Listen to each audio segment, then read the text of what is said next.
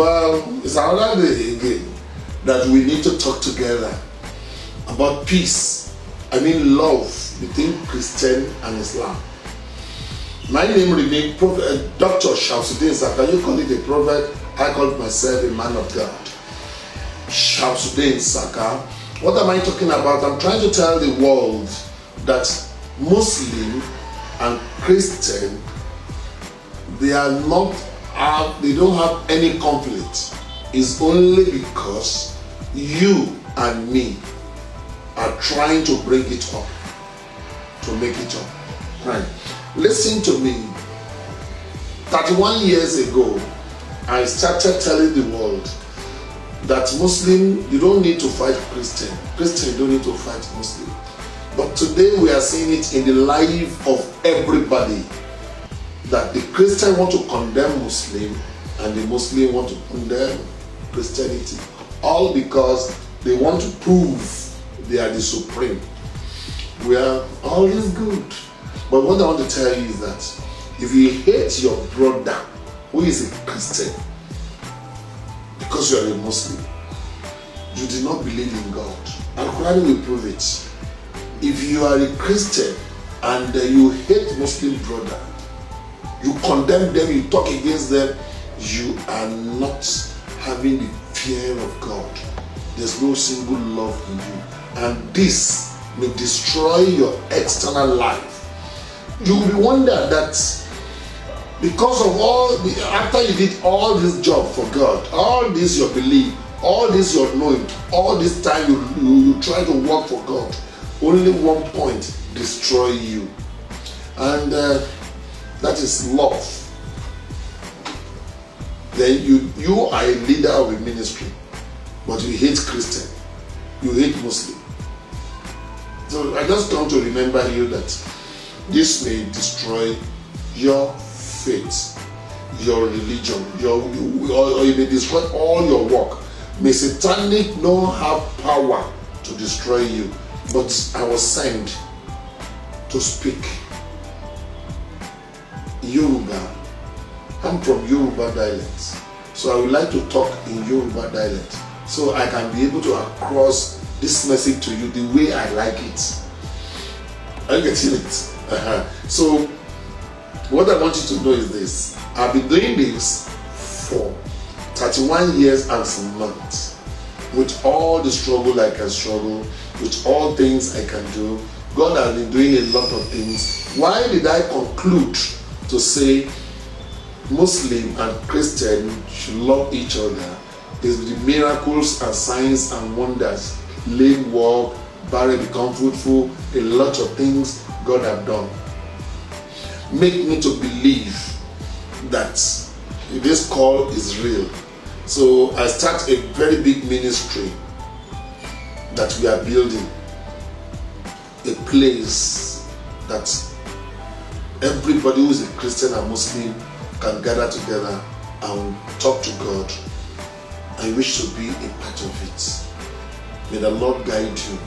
Amen. Let me speak in my dialect. When I go on and on, you understand what I'm talking about. If you don't understand, you just need to tell the government to give you the translation of it to your own language. May God Almighty bless you. Amen. Ẹ ṣé púpọ̀ èyí tí ẹ ń gbọ́ wa. Ohun tí mo ń gbìyànjú láti lè sọ fún wa ni wípé ìpè tí àbí ìgbàgbọ́ mi àbí ohun tí mo fẹ́ràn àbí ohun tí mo rò pé yẹ kó ṣẹlẹ̀. Ẹlòmíì ń pè mí ní wòlíì, ẹlòmíì náà ń pè mí ní orúkọ mi, Shamsuddin ní orúkọ mi. Na Ọlọ́run dẹ̀ rán mi sí ìwọ̀ tó jẹ́ Christian àti ìwọ̀ tó jẹ́ Muslim. Ìwọ̀ Christian tó jẹ́ wípé òun kírun, tó jẹ́ Muslim tó ń kírun dáadáa, Ọlọ́run rán mi sí ẹ.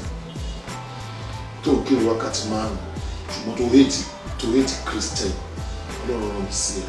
Ọlọ́run dẹ̀ rán mi náà ò pọ̀ rárá, just kí mo sọ fún ẹ wípé kò sí ìdí tó ṣe láti hate Christian. Yíò lè dá ẹ̀sìn ẹrú. So eléyìí ni wọ́n wá sọ fún ẹ. Now tó bá jẹ́ Christian tó bá hate Muslim, òun bá àárín ìwọ pẹ̀lú Ọlọ́run jẹ́. Mo kàn fẹ́ rán ẹ létí ni. So kò dẹ̀ sí nǹkan tó ń béèrè yálà ó jẹ́ Christian àbò jẹ́ Muslim tọ́lọ́run ò lè ṣe jẹ́ sọ fún ẹ kíkórìíra ọmọlàkejì ó máa ń da àárín èèyàn àti Ọlọ́run rú láàárín èèyàn àti àlejò àwọn àláìka tó ń bọ́ lọ́run ṣiṣẹ́ ó máa ń dàrú ìyẹn ni mo ṣe wá sọ fún ẹ wípé ìfẹ́ ni Ọlọ́run ọba. ẹ̀sìn òfàjà. ìfẹ́ ni Ọlọ́run.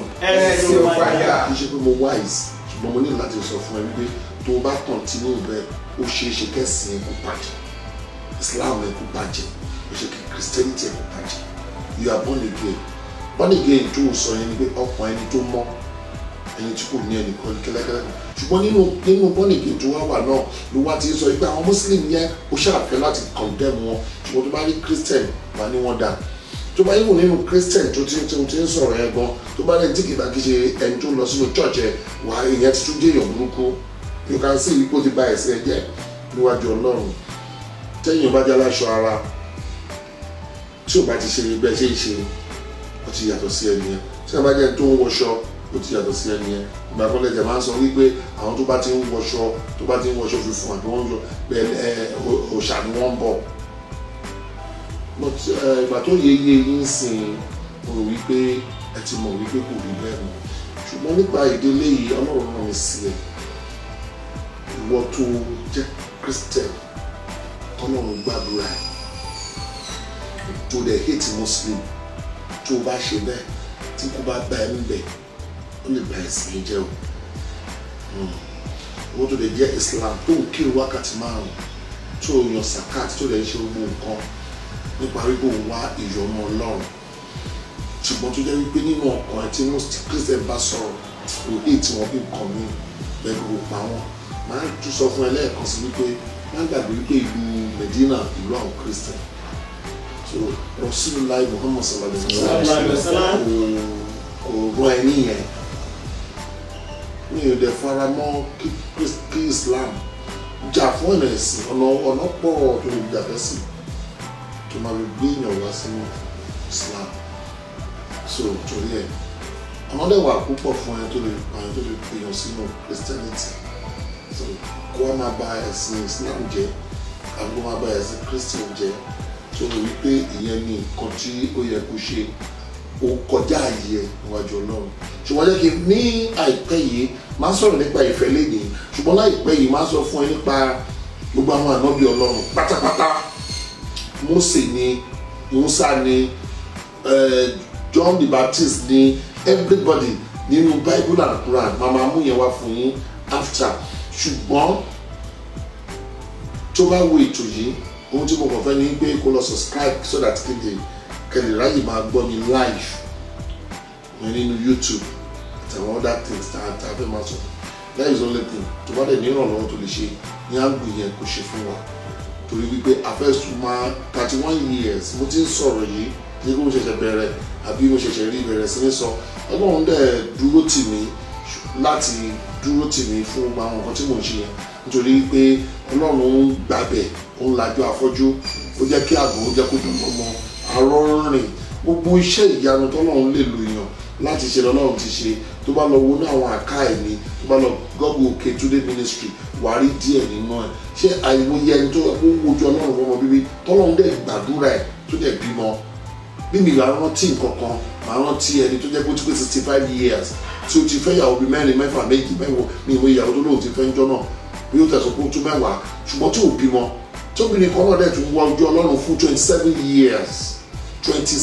years ó wà nínú pépà ó wà nínú everything ní Nàìjíríà bíbá now 27 years tó yẹ pé ọmọ tóun náà wojú Ọlọ́run fọmọ bíbí tó yẹ pé ọmọ tó wá wojú Ọlọ́run fọmọ bíbí lé lórí ìyẹn náà ti bímọ 2 ṣùgbọ́n lẹ́yìn yẹn obìnrin tó ń wojú Ọlọ́run 27 years yẹn kò bímọ mọ́ kò tún wá lọ́kọ ó wá ní kòkòrò ọmú tó wá dẹ̀ yàgbẹ́ ìdí ẹ̀ máa ń yọ tó jẹ́ kó má rí ọkọ ọkùnrin yìí ó wá ti fẹ́yàwó tí ò rọmọ bí wọ́n dẹ̀ wá fẹ́ra wọn wọ́n dẹ̀ bímọ fúnra wọn kì í ṣe story to hide so ṣé mi lè sọ pé Ọlọ́run ọba ó fara ẹ̀ hàn nínú iṣẹ́ ìránṣẹ́ mi bẹ́ẹ̀ yẹn àbí ẹni tó yẹ pé wọ́n dọ́dọ̀ ti bí orí crushes ló wà tọ́lọ́dẹ̀ ni kó jọ̀pálẹ̀ tó dẹ̀ jọ̀pálẹ̀ ebi ò ṣiṣẹ́ ìyanu Ọlọ́run ló ní ó lè ṣiṣẹ́ ìyanu ó ti gba ẹnu mi sọ̀rọ̀ fún yàn tó jẹ́ wípé ó rò pé gbúnú gbèsè ló máa kú sí tọ́lọ́run dẹ̀ wá lò mí tí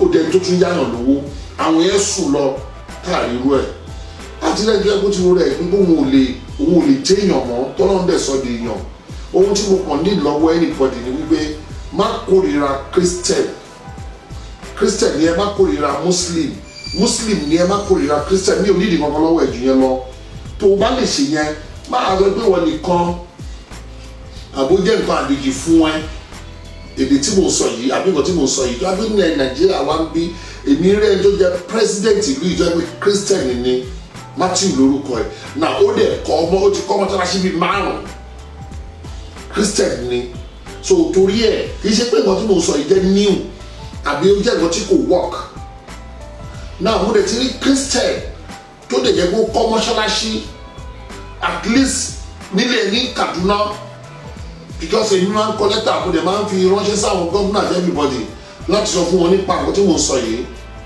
mo dẹ̀ dúpẹ́ lọ́wọ́ ẹ̀yin tí ẹ ti ràn mí lọ́wọ́ rí lórí iṣẹ́ ìránṣẹ́ mi tó bá bẹ̀rẹ̀ tó bá dágùn tó bá bẹ̀rẹ̀ sí ní fi hàn máa bẹ́ kú wọn náà lọ síbẹ̀ kí ṣe pé àwa náà kí Ọlọ́run òkun ṣe bẹ́ẹ̀ láti ṣàwọn iṣẹ́ ìyanu láti fi iṣẹ́ ìyanu wa kó fi yìn wá láti ọwọ́ ènìyàn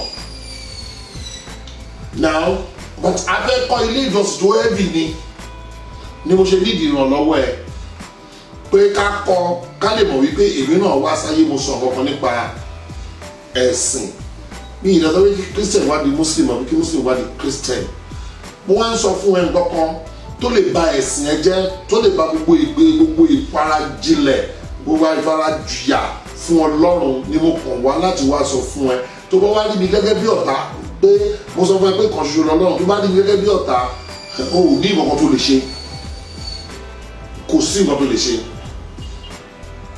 nítorí wípé nígbà tí a kọ́ bẹ̀rẹ̀ tí ò yá àwọn èèyàn àwọn tó gbógun àmọ́ ibi tí wọ́n hẹ́ǹ sí ìyẹn kọ́ la wá sọ bí ṣùgbọ́n fẹ́ sọ nípa ìfẹ́ kéèyàn fẹ́ràn ọmọlàkejì ẹ̀ kí ẹ̀sìn kó má bàa di ẹ̀sìn kó má bàa di wípé mo gbà fọ́lọ́run nítorí ẹ̀ Muslim ni mo gbọ́dọ̀ pa Christian ẹni Christian ni a gbọ́dọ̀ wọ́nà ká pa ẹni Muslim ni a gbọ́dọ̀ wọ́nà ká pa tiẹ̀ jẹ́ ẹni yìí dábàá fẹ́ dìbò láàrin ìlú ẹ kì í wo Christian mọ́ ẹ kì í wo Muslim mọ́ tó bá dọ̀rọ̀ olówó ẹ kì í wo bẹ̀ yẹn tó bá dọ̀rọ̀ contract ẹ fẹ́ gbà àti ẹ fẹ́ ṣe ẹ kì í wo bẹ̀ yẹn ṣùgbọ́n tó bá di pé bá lágbára lórí èèyàn ẹ máa fẹ́ fi ẹ̀sìn yín máa fi da ẹnì kejì láàmú ìyẹn máa ní mo máa gbà lọ́wọ́ ẹ wípé kó kàn sọ́nù ẹnìbọ̀ tó bá ti rí lọ́mọ èèyàn kó mọ̀ pọ́mọ èèyàn ni kó lè ṣe nǹkan tó bá yẹ kó ṣe fún nǹkan tí mo kàn fẹ́ gbà lọ́wọ́ ẹ nìyẹn ó tán o wípé kò sí ìdí tí Muslim má dẹ̀ prove ẹ̀ fún ẹ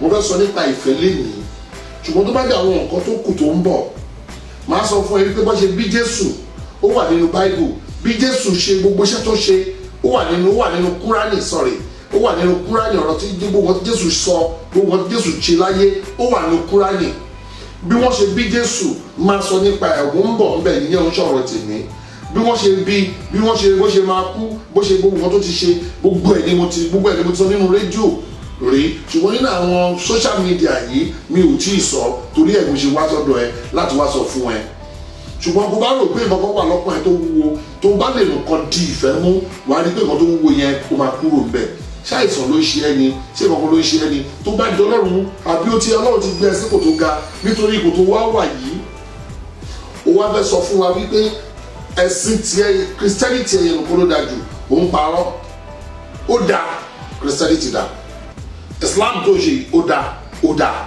mi ò sọ yìí kò dáa ṣùgbọ́n nǹkan tí mo sọ fún ẹ ni wípé kí Christian tó bá lọ hate Muslim tó bá kó lè ní problem ó lè ní problem lórí ìfẹ́ sọ fún ẹ pé ìfẹ́ lọ́lọ́run ẹsẹ̀ ò fàjà. máa wá proof ìfẹ́ nìkan ni mo fẹ́ sọ lénìí ṣùgbọ́n gbogbo tó bá ti lè máa wo program yìí dáadáa nǹkan tí máa tún fẹ́ gbélé ẹ lọ́wọ́ tí fẹ́ proof fún ẹ ni wípé gbogbo ìtàn tó wà ní Kúránì gbogbo ìtàn tó wà ní Kúránì láì fi kan sílẹ̀ gbogbo ẹ̀ ló wà ní Bible na prove ẹ beyond reasonable doubt wípé Ọlọ́run ọba Islam àti Christianity wọn ò jìnnà síra wọn mo bẹ̀ẹ́ mo wá bá ẹ wípé kí Christianity kó má kórìíra Muslim kí Muslim má kórìíra Christian base ọ̀rọ̀ mi nìyẹn ẹ jẹ́ kí n wá gba báyìí máa bẹ̀rẹ̀ ọ̀rọ̀ náà káyé pàtótó ẹ ká bẹ̀rẹ̀ sí ká Bible Kùránì ẹ ká lọ sí 1 John 4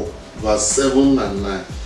Olùfẹ́. Yes. Ẹ jẹ́ kí a fẹ́ràn ara wa nítorí ìfẹ́ ti ọ̀dọ̀ Ọlọ́run wá àti gbogbo ẹni tí ó wá ní ìfẹ́ á bí nípa ti Ọlọ́run ó sì mọ Ọlọ́run. Yes. Ẹni tí kò bá ní ìfẹ́ kò mọ Ọlọ́run nítorí pé ìfẹ́ ni Ọlọ́run. Ẹ̀sìn Fàjà. ìfẹ́ lọ́lọ́run. Ẹ̀sìn ò fàjà. Ẹ̀yin ká Al-Qur'ani fún yín Al-Qur'ani 49 verse 10 to 11. Ní orúkọ Ọlọ́run àjọkẹ́ ayé àsàkẹ́ ọ̀run. Mímọ́. Ọmọ ìyá ni àwọn olùgbàgbọ́ òdodo. Yes. Jẹ́ nítorí náà Yes. ẹ ṣe àtúnṣe láàrin àwọn ọmọ ìyá yín Yes. àti pé kí ẹ páyà Ọlọ́run Yes sir. kí a lè kẹ́ yín. Kálíkẹ́yìn. Ẹ̀yin tí ẹ gbàgbọ́ ní òdodo Ẹ̀yin tẹ́ gbàgbọ́ lórí. kí àwọn ènìyàn kan má ṣe máa fi àwọn ènìyàn kan ṣe yẹ̀yẹ́. Yes sir. Ó lè jẹ́ pé wọ́n dára jù wọ́n lọ ní ọ̀dọ̀ Ọlọ́run. Yes sir. Kí obìnrin má ṣe yẹ̀yẹ́ obìnrin. Ó lè jẹ́ pé ó dára jù wọ́n lọ ní ọ̀dọ̀ Ọlọ́run. Àyè wa lọ títí ẹ̀yin ṣe yẹ ara yín. 1 Corinthians 13 verse 1 to 8. Bí mo tilẹ̀ fọ onírúurú èdè Yes sir. àti ti áńgẹ́lì Yes sir. tí èmi kò sì ní ìfẹ́ èmi dàbí idẹ tí ń dún. Mo mọ̀ pé ẹ mọ francis yẹn dáadáa mo fẹ́ kẹ́ ka ṣe tí ó bá ti sí ìfẹ́ nǹkan tó ń ṣe báwo ni ní ẹ̀bùn nípa ọ̀rọ̀ Ọlọ́run tó wàá bàjẹ́ ni tó mi ìfẹ́ kò bàjẹ́ ó ń ṣiṣẹ́ púpọ̀ òun náà owó òun náà ra òun náà gbogbo nǹkan láti jẹ́ kí ẹ̀sìn ẹ kó dúró bóyá Ọlọ́run ràn ẹ́ lọ́wọ́ ó kọ́ mọ́ṣáláṣí bóyá Ọlọ́run ràn ẹ́ lọ́wọ́ ó kọ́ church bóyá Ọlọ́run ràn ẹ́ lọ́wọ́ ó gbélé Ọlọ́run dúró gbogbo nǹkan wọ̀nyí ló ṣe tó dára gan olórí ìjọ nìyẹn ṣùgbọ́n síbẹ̀síbẹ̀ o sì kórìíra Christian olórí ìjọ nìyẹn o sì kórìíra Muslim olórí ẹ̀sìn Islam nìyẹn ṣùgbọ́n o sì kórìíra Christian gbogbo ogun tó ń gbé kò bá wọn Christian jà ní ẹ̀ṣẹ̀ ń máa bàjẹ́ ó fẹ́ bàjẹ́ o Ọlọ́run ló sọ bẹ́ẹ̀ nípa ni mo sọ bẹ́ẹ̀ o Kùránì 42 ti ṣàlàyé yẹn fún yín but ẹ jẹ́ kí mo fẹ́ máa jump àwọn verses yẹn so kí má jẹ́ kí má gbà yín lásìkò nítorí data tẹ máa ń lò ẹ jẹ́ kí n lọ sínú ìwé Rome 14 verse 5 to 8 màá tó wá jump sí 12. Ẹlòmíràn buyì fún ọjọ́ kan ju ọjọ́ mìíràn lọ. Nípa ẹ̀sìn yẹn. Ẹlòmíràn buyì fún ọjọ́ gbogbo bákan náà. Kí olúkúlùkù kí ó dá ara rẹ̀ lójú nínú ara rẹ̀. Yes sir. Ẹni tí ó bá ń kíyèsí ọjọ́ ó ń kíyèsí fún Olúwa. Ẹni tí kò bá sì kíyèsí kò kíyèsí fún Olúwa. Yes go on. Ẹni tó ń jẹun oúnjẹ fún Olúwa. Yàrá àwọn kíyèsí pé Sunday là ń kírun là ń ṣe là ń lọ sí church àwa dẹ̀ máa ń lọ ní Friday kò sí nǹkan tó burú bẹ́ẹ̀ fún Ọlọ́run náà. Yes. Nítorí kò sí. Bámi jọ́ lọ sí 12 mo ti gbọ́ngàn tó bẹ́ sọ bẹ́ẹ̀ yẹn. Ǹjẹ́ nítorí náà Yes. olúkúlùkù wa ni yóò jíyìn ara rẹ̀ fún Ọlọ́run. Yes sir. Nítorí náà ẹ má ṣe jẹ́ kí a tó máa dá ara wa lẹ́jọ́ mọ́. Ṣùgbọ́n ẹ kúkú máa ṣe ìdájọ́ èyí. Yes. Kí ẹnikẹ́ni má ṣe fi ohun ìkọ̀sẹ̀ tàbí ohun ìdìgbòlù sí ọ̀nà arákùnrin rẹ̀. Yes. Ìgbà tí mo kẹ́ má fọ̀ náà ṣẹ́ni destroy this person nǹkan tí mo kàn ń bẹ̀rẹ̀ fún nìyẹn wípé you are a Muslim má destroy Christian you are a Christian don't destroy Muslim nǹkan tí àyè yẹn ń sọ nìyẹn now ẹ ká lọ sí Al-Qur'ani ká lọ gbọ́ ọ̀rọ̀ tó jọ mọ́ ọ̀rọ̀ yẹn Al-Qur'ani 4 verse 150 to 152 ṣẹ́ni ẹ má kọlu ara yín tẹ́ bá lè ṣe bẹ́ẹ̀ tẹ́ bá sọ bẹ́ẹ̀ gbọ́ mo kàn fẹ́ ràn ẹ́ létí mo kàn ràn ẹ́ lọ́wọ́ mo ràn ẹ́ létí ni it's a plain something you know o mọ̀ wo Islam o mọ̀ Islam jẹ́ gbà fún ẹ bẹ́ẹ̀ Christianity Jésù ò gbà fún ẹ bẹ́ẹ̀ fẹ́ ọmọnìkejì ẹgẹ́ bí ara ẹ just a law but ẹ wá sọ gbólóhùn yẹn nù pásítọ̀ wa máa preacher dẹ̀ máa làágùn lórí wípé òun fẹ́ bà Islam jẹ́ you think ó dẹ̀ nígbàgbọ́ pé nǹkan tó ń ṣe ló ń da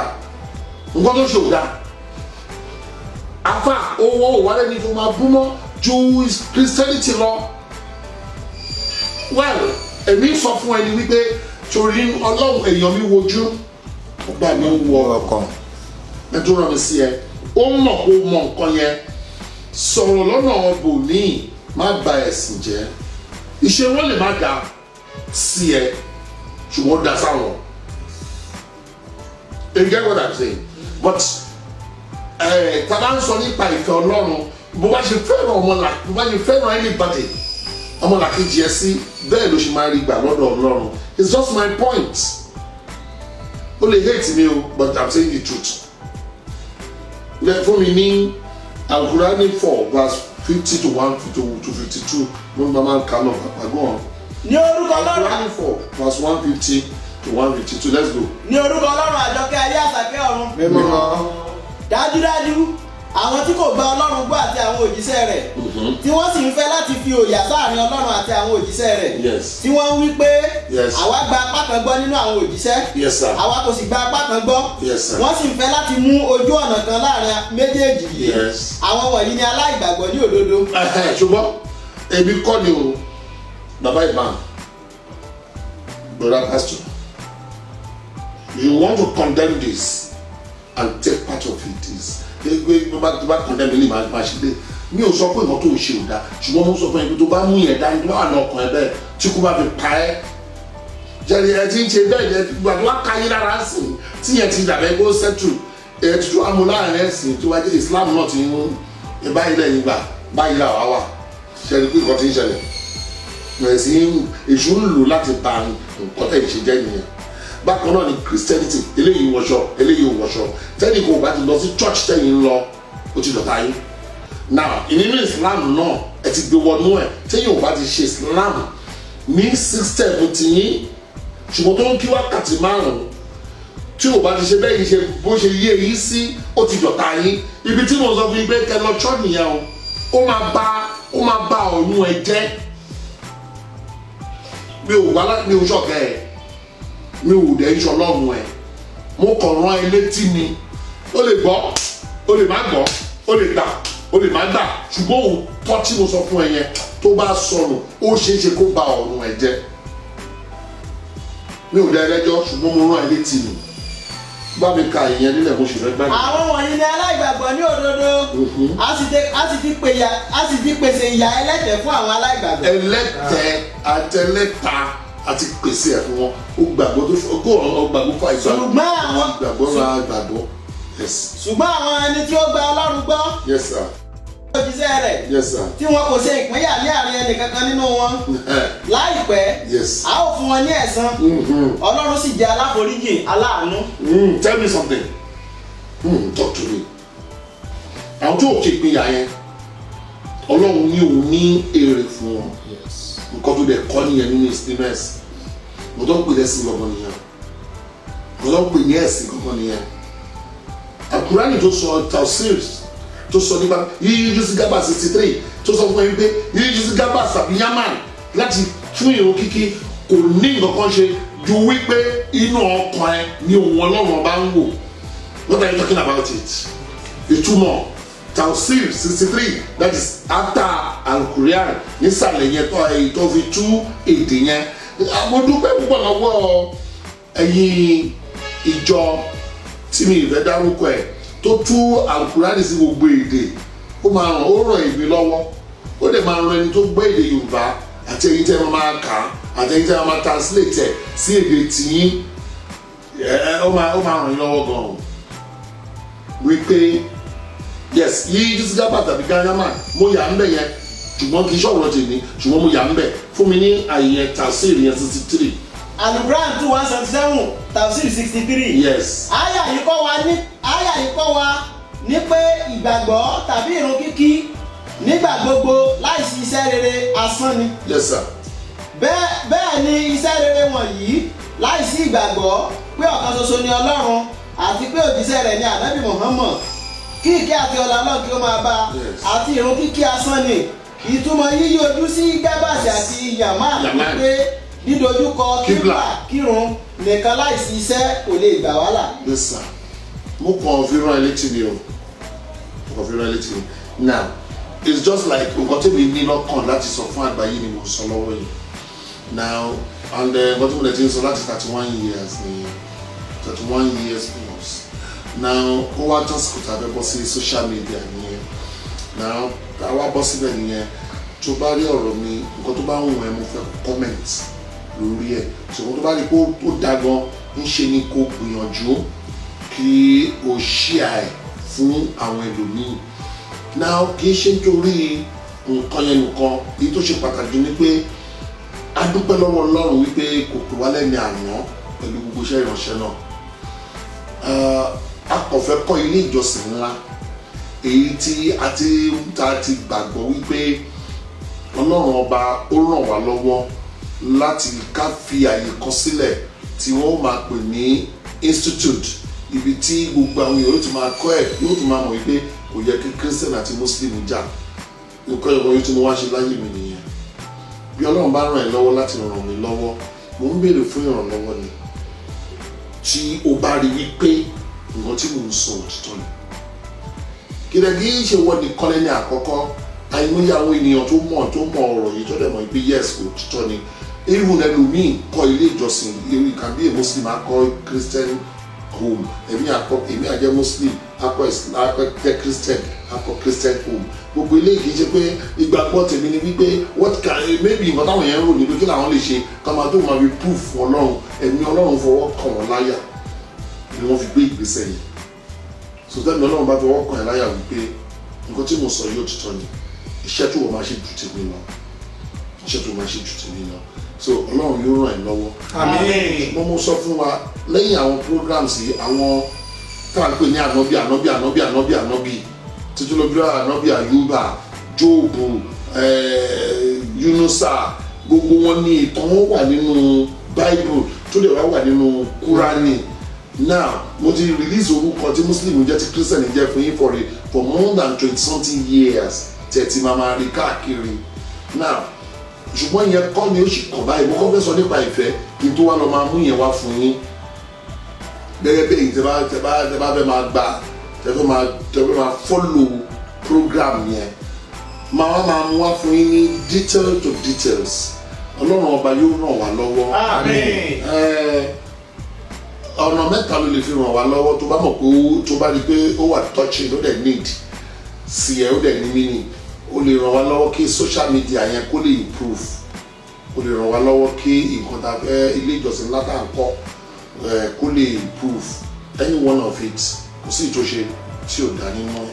Ṣùgbọ́n a dúpẹ́ lọ́wọ́ Ọlọ́run wípé láàrin 31 years yẹn a ò lè sọ wípé Ọlọ́run ọba ò jẹ́wọ́ agbára ẹ̀. Ọlọ́run jẹ́wọ́ agbára ẹ̀ púpọ̀ ó jẹ́ jẹ́wọ́ wípé òun ló rán mi.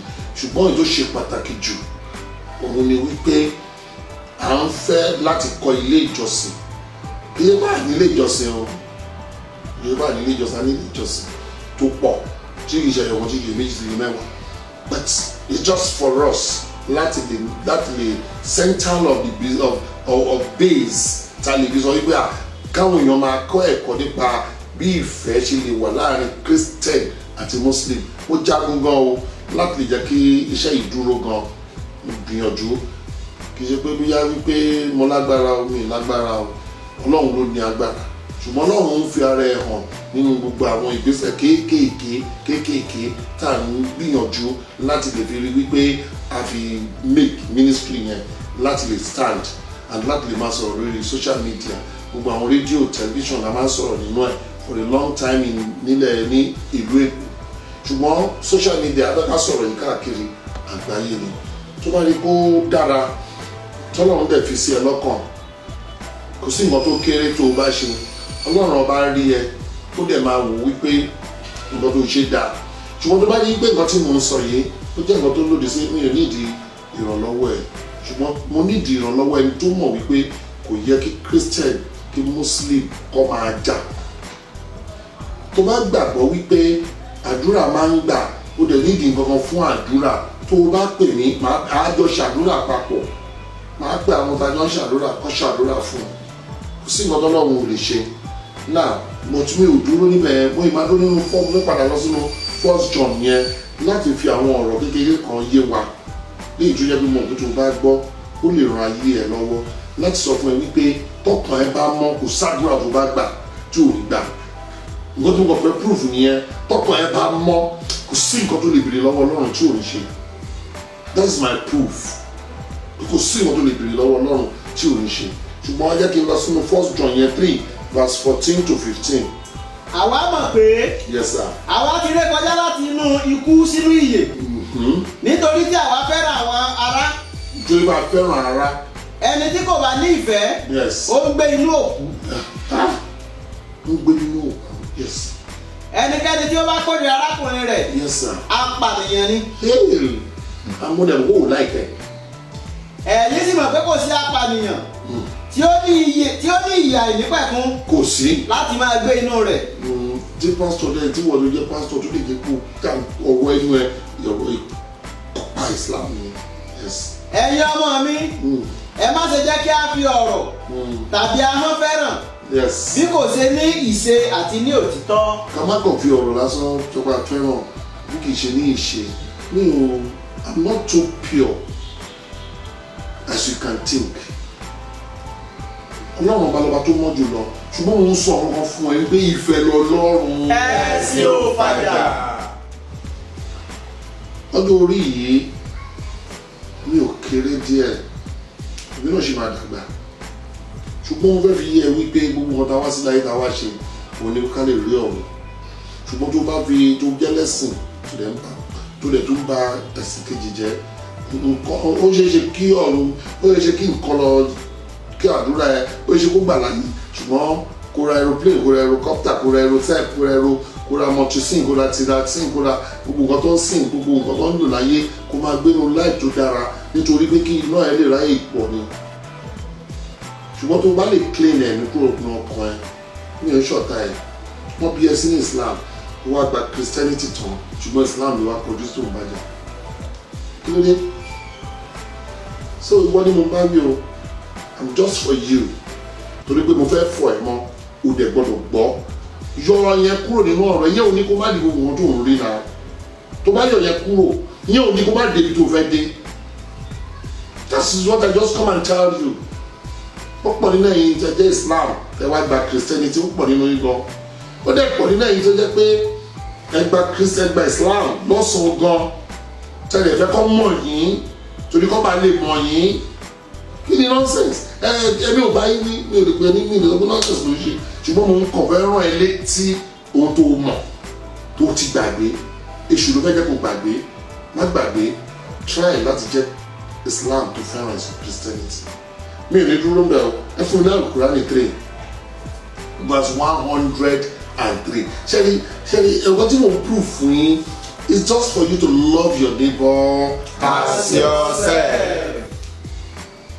ní orúkọ Ọlọ́run àjọkẹ́ ayé àsàkẹ́ ọ̀run Quran 3:103 gbogbo yín ẹ di okùn Ọlọ́run mú. Yes. kí ẹ má ṣe pínyà. kí ẹ má ṣe pínyà. kí ẹ sì máa rántí ìkẹ́ Ọlọ́run tí ń bẹ lórí yín. Yes sir. nígbà tí ẹ̀yin ń bẹ ní ọ̀tá ó pa ọkàn yín pọ̀. Yes sir. lẹ́yìn náà ẹ̀yin di ọmọ ìyá pẹ̀lú ìkẹ́ rẹ̀. Okay, yes. bẹ́ẹ̀ ni ẹ̀yin ń bẹ ní etí bèbè iná ó sì gbà yín là kúrò nínú rẹ̀. báyìí ni Ọlọ́run ń ṣe àlàyé àwọn àmì rẹ̀ fún yín kí ẹ lè mọ̀nà. kí ẹ lè mọ̀nà. I'm not being why Sherry, all what the devil will tell you is that nonsense ló sọ kò lè sọ pé kí Muslim wájú ọ̀rẹ́ Christian ìgbólógbérí yẹn mo bọ̀ mo lè prove ẹ̀ fún ẹ wípé gbogbo ìtàn tó àbí tó bá ka ìtàn Joseph rí nínú Bible ó dẹ̀ wà ní Kúránì tó bá ka ìtàn Noah rí ó dẹ̀ wà ní Kúránì so òun jà tó bá lè wọkọ̀ owó náà pẹ́ kàn yọ owó jíjẹ kúrò wà á rí i pé tí mo sọ right let me read the Psalm 133 verse 1 and 3. Ṣẹ́ni ìjọba gbogbo fẹ́ kí n kàn fi hàn yín pé there's nothing better than love. kíyèsí. Yes sir. ó ti dára ó sì ti dùn fún àwọn ará láti máa jùmọ̀ gbé ní ìrẹ́pọ̀. ní ìrẹ́pọ̀. ó dàbí òróró ìkunra iyebíye ní. ó dàbí òróró ìkunra iyebíye ní orí tí ó sàn dé irùngbọ̀n àní irùngbọ̀n Áárónì tí ó sì sàn sí etí aṣọ rẹ̀. Yes sir. bí ìrì Ámónì tí ó sàn sórí òkè Síónì nítorí níbẹ̀ ni Olúwa gbé pàṣẹ ìbùkún àní ìyè láéláé. ó ti dáa tó kí èèyàn máa fẹ́ràn ara wọn má tún máa bá wa pàdé ní àwọn ọjọ́ mìíràn tó tún wà níwájú tí a máa ní oore ọ̀fẹ́ tẹ́ bá ti Google Òkètúndé Ministry wà ní oore ọ̀fẹ́ ṣùgbọ́n tó bá fẹ́ láti pè mí lè pè mí sórí nọ́mbà yìí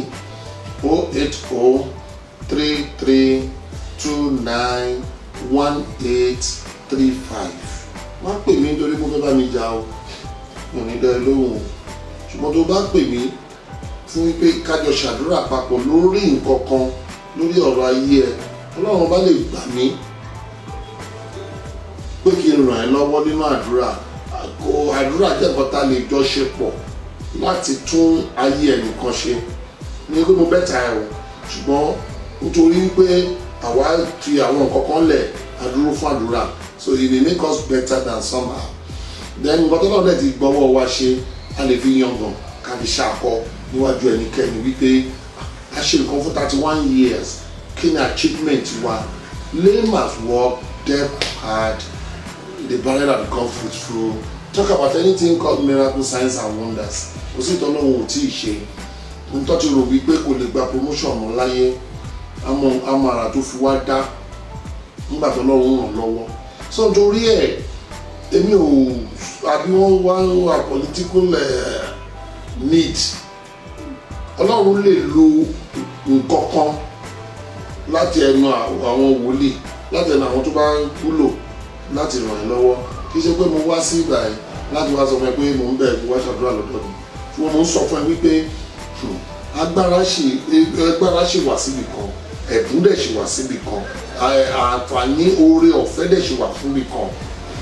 Torí ẹ̀kọ́ òòrè má mú bọ́ọ̀mù, òòrè ní ṣàṣetì, ìdáwọ́lé ẹ yóò dára, àwọn tó yẹ kó ran ayé ẹ lọ́wọ́ wọn á dìde, iṣẹ́ tó dáwọ́lé kò ní ṣubú, ibi tó dẹ̀ ti ṣubú Ọlọ́run á gbé dìde. Mo wá ń sọ fún ẹ wípé ibi tó ń lọ yẹn tó gbàgbọ́ wípé o gbọ́dọ̀ débẹ̀, ọ̀run á gbé ẹ débẹ̀, ọ̀run á gbé ẹ débẹ̀. Mo fẹ́ kó gba Ọlọ́run gbọ́, kó sì gbà wípé Ọlọ́run lè lo àdúrà àwọn group of people láti sún ẹ síwájú tàbí láti gbé ọwọ́ ẹ kó lè mú nǹkan tó fẹ́ mú. That is my own belief. So torí ẹ̀, tó bá rí pé iṣẹ́ ìránṣẹ́ mi ó wà interesting, mo ń retí nǹkan mẹ́ta lọ́wọ́ ẹ̀. Àkọ́kọ́ náà kó share ọ̀rọ̀ yìí fẹ́ lò ní kó gbọ́. Ẹlẹ́ẹ̀kejì, tí Ọlọ́run bá yọ̀ǹda fún ẹ wípé kó ràn wá lọ́wọ́ nínú ilé ìjọsìn tá à ń kọ́ lọ́wọ́. Ẹlẹ́ẹ̀kẹta, òun ni wípé kó hù ní ìwà wípé Islam ni mí, mi ì lè kórìíra Christianity ni mí, mi ì kórìíra Islam. Ọlọ́run ọba nìkan ló mẹni tó ń sìn. So tí náà ìta ẹ bá pèsè ẹ lọ́wọ́, àdúrà ẹni tí ó bá ní ìfẹ́ ó máa ń yára láti gbà. Ìyẹn ló jẹ́ kí mi lè kí akọ lẹ́nu wípé after 31 years tọ́lọ́run ti pè mí, tí mi dẹ̀ fi jọ́kàn fi iṣẹ́ yẹn lẹ̀, nǹkan tọ́lọ́run ti ṣe tí n bá ń sọ tilẹ̀ máa sọ wípé kí ni àwa lámọ̀ jù ní òwú mọ̀ kankan, ṣùgbọ́n mo fẹ́ sọ fún ẹ wípé kò sí nǹkan tó wà lábẹ́ ọ̀run tọ́lọ́run ò lè ṣe fún èèyàn tó bá ní ọkàn mi mọ́. Ṣùgbọ́n láàrin obìnrin sóbìnrin ọ̀tá ara wọn ni wọ́n, láàrin ọkùnrin sọ́kùnrin ọ̀tá ara wọn ni wọ́n, láàrin tó jọ ń ṣiṣẹ́ pọ̀ ọ̀tá ara wọn ni wọ́n, láàrin ìjọ sí ìjọ tó bá ti lọ sí ìjọ ẹ̀ ti dọ̀tá ẹ̀. Gbogbo àwọn nǹkan wọ̀nyí ń bà àdúrà ẹ jẹ́. Ó dẹ̀ ń gbà àwọn ń gbàdúrà, nǹkan yẹn á ṣe bẹ́ẹ̀ nífẹ̀ẹ́ dìde àtúnṣubú. Nǹkan tí mo ń try láti sọ nìyẹn wípé jẹ́ kí ọkàn ẹ pure. It doesn't mean anything. Mo repeat nǹkan jù lẹ́ẹ̀mẹ́wàá o, ṣùgbọ́n mo fẹ́ kó understand wípé nǹkan tí mo ṣe ń repeat ẹ̀ ni wípé ayé ẹ gbọ́dọ̀ dára. Ṣé àṣàṣì ó ráyè láti wọnú ayé ènìyàn wá nítorí wípé ọkàn ẹ ò pure. Èrò mi nìyẹn, torí pé Christian ló hate Muslim ó dẹ̀ ń gbà wọ́n wá ní wọ́n àṣàṣì wá rọ̀ because you are not pure. Ẹnu bá bẹ̀rẹ̀ sí ní sọ̀rọ̀ nípa kẹ́sì kejì lè dàbẹ̀ gbogbo lọ mú ẹlẹ́sìn kejì kó pa. I'm sorry, ìyẹn kọ́ ló máa jẹ́ kí wọ̀ ọ̀run o. Really you are fighting for that your religion, but ìyẹn kọ́ láti bá ti ìjọ kan jẹ́ kíjọ ilé dúró. Yorùbá máa ń pò wọn abanijẹ́ bẹ̀yìnyàn jẹ́, níjọ́ tó bá dẹ́kun àti banijẹ́ àwọn bàyìí jẹ́ títí di òye ìgbà mìíràn. I account number wa òun lórí yẹn Access Bank rí wípé tọ́lọ́mbà kọ ẹ pé kò tọ́ kó ràn wá lọ́wọ́. Good luck.